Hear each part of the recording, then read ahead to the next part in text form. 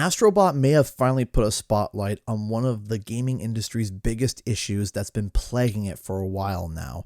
And while I think many of us knew subconsciously what a number of these issues were, Astrobot put it into practice and revealed it to everyone who watched the most recent trailer of his newest adventure. In short, I think most of the game companies, including PlayStation, have seemingly lost its heart, lost its soul. It's lost what makes games games. I know, it sounds like I'm saying something artsy-fartsy and that Astrobot is going to be the savior of all gaming, but I don't think that's incredibly far from the truth. So let me explain.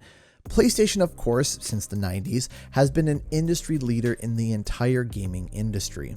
Over time, it would eventually become one of the biggest titans in the entire gaming sphere.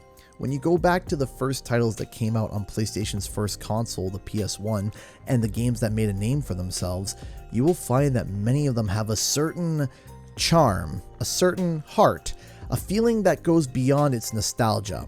These were games that felt like they were made as something that was a passion project and was designed for one singular thing in mind. And that was fun. Genuine, pure fun. And nothing else. Now, fast forward to today, and the gaming industry has become an over $200 billion industry and is estimated to become over $500 billion by 2030. There are more games released today than ever before, and that number is ever increasing year to year. The sheer size of the industry has become almost too big to comprehend, and PlayStation, along with Nintendo and Xbox, are titans within this seemingly ever-growing market. Not only has the quantity of games increased, but also the quality. Games nowadays can have graphics that seem borderline real, and the scale can be so big it can take players hundreds, if not thousands of hours to finish. Some games you can't ever finish. Some games are seen as more of an art piece and has become a means to express oneself in many ways. Games have evolved significantly from its roots, but behind all of that, behind the realistic graphics or the sheer scale of the worlds, there are times where it can feel like gaming has actually sold its soul.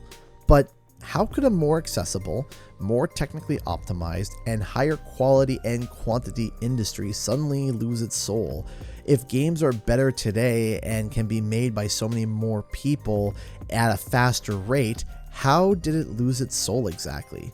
Now, the typical YouTuber rage video would point out microtransactions and politics and whatever fluff that makes anyone upset nowadays and say that those are the reason why gaming is in its current state. And, well, yeah, there are points to be made about why gaming is the way it is now. I think a lot of those things are actually side effects of the main issue of the gaming industry today. The gaming industry has lost its heart. And yes, that includes PlayStation, Xbox, and even Nintendo. But what do I mean by its heart? A video game doesn't have a physical beating heart, and behind every game is a team of artists who are pouring their hearts and souls into an experience that they are proud of, or at least trying to be proud of. No one is trying to make a bad game. So how can I say that the game industry has lost its heart? Well, I think Astrobot can actually show us exactly what I'm talking about. In May 2024, Sony released a state of play that was just over 30 minutes long. It was advertised that it was going to show around 14 titles. As usual, we decided to co-stream the event, even though I had severe strep throat. Right away, we are shown a CGI trailer of a new game called Concord. Now, beyond the fact that it seemed like it was just Guardians of the Galaxy with green Yondu, we had no idea what this game was. We knew that it was a sci-fi shooter, and that was it. That's all the CGI trailer showed. At first, I felt pretty lukewarm to it, but then Sony said that they were about to show us what in-game gameplay looked like, and that lukewarmness became tepid so quickly. It is an online 5v5 squad shooter. I basically rolled my eyes and my entire chat went from being meh to being turned off. Now remember, this was only a 30-minute presentation, but we spent 10 minutes, 1/3 of the entire presentation on Concord alone. there were at least 13 other titles to show off, and this is one of the first problems that we'll come back to. We all then sat through the showing as the state of play continued and showed off a number of other titles at a rapid rate, varying in quality, until finally the final game was revealed, and it was Astrobot. And as I watched through the whole trailer, I started to feel what I could only describe as a faint beat of something cold and forgotten: PlayStation's heart. Now, even in the opening of the trailer that was posted later on their YouTube channel, we can see Astrobot running with all of these other bots that look like different characters from PlayStation's lineup, including a straight up Pippo monkey from Ape Escape. The trailer opens with Astro hopping right into action, platforming, being adorable, adventuring these big, colorful worlds, interacting with other fun characters from the PlayStation universe, all things that make for a classic game. And it was at that moment that I realized that Astrobot just put the industry on notice. Will Astrobot be the biggest game ever? No. Will its graphics be so advanced we can see every pixel on Astro's cute little face? No. Will it do something completely different? Probably not. Astrobot on paper seems like just like another fun little game. Yet it had gotten the biggest reaction from the entire state of play. If you go to Twitter and simply take a look at the reactions, people were losing their minds over how awesome Astrobot looked. People were so excited to see a game like Astrobot, and it quickly became the highlight of the show for everybody. But immediately, a comparison was being drawn to what PlayStation's focus was, and it started a huge conversation. Many people started to talk about how Concord, a game that many people were calling just a basic ripoff and was very generic, was given 1/3 of the state of play's time, and yet Astrobot was the clear definitive winner of the entire show. This was magnified when a comparison was drawn between the like and dislike ratios on their trailers, as Concord was getting dislike bombed and Astro was getting an overwhelming amount of positivity. And this isn't just a group mentality issue, as dislikes can only be seen if you have a certain plugin. People were just drawing their own conclusions and they did not like Concord all that much. And as time went on, this ratio continued to grow and grow. And in my opinion, this comparison is an exact microcosm of what the gaming industry has become versus what it was.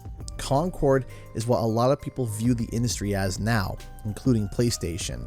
These games that strive for you to be engaged with it all of the time, to log in every day and play, to have a checklist that's like a list of chores that you have to get done. The game is, and this is a dreaded word, a time sink.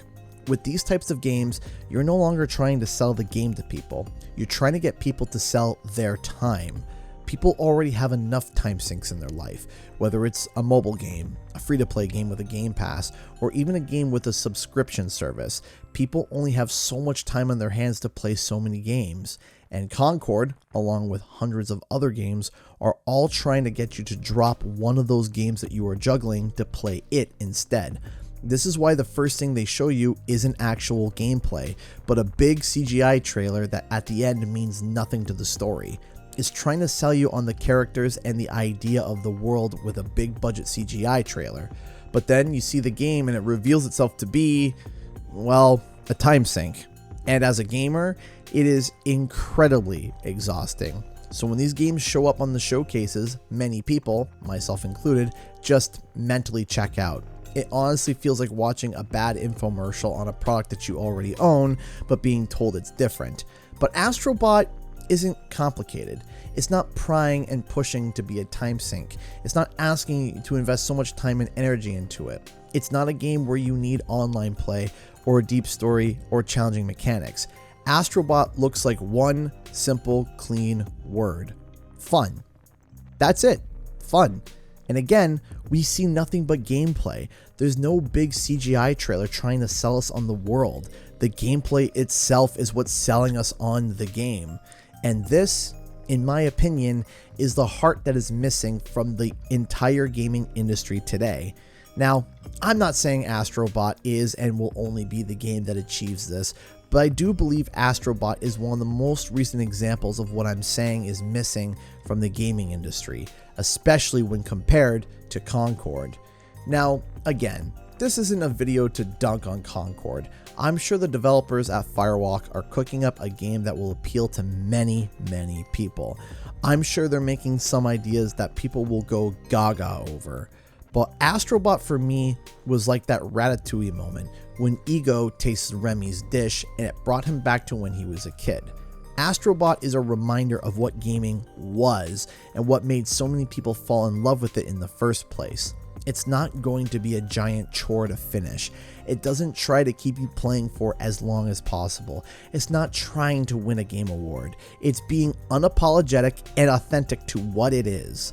There are so many developers who are either trying to reinvent the wheel, copy what's already been done, or trying to find a deep reason and purpose for their games. When at the end of the day, sometimes a game just needs to focus on the most important part, the heartbeat of what made games what they are today, and that is fun.